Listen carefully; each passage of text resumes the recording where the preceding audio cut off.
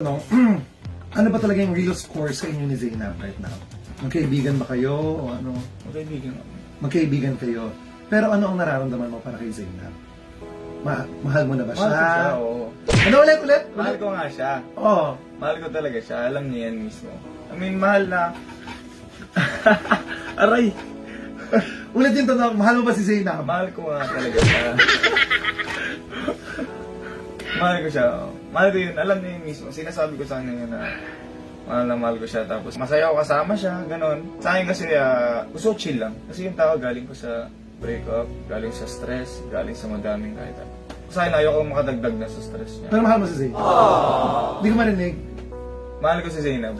Mahal ko si Zainab. Eh kaya sabihin ko, Zainab, mahal kita. Sabihin ko, Zainab, mahal kita.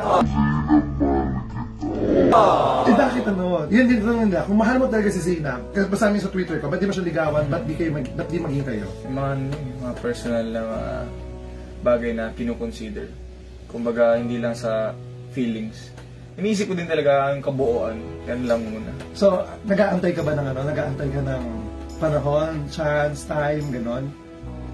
Hindi naman sa nag-aantay. So, nahayaan ko lang. Nahayaan mo lang. Pero we will see more Will Zeb, tama ba?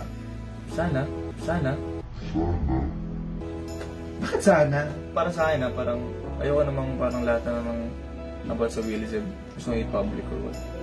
Dapat yung may private moments din kayo. Yung parang, Private moments ng Will Zeb.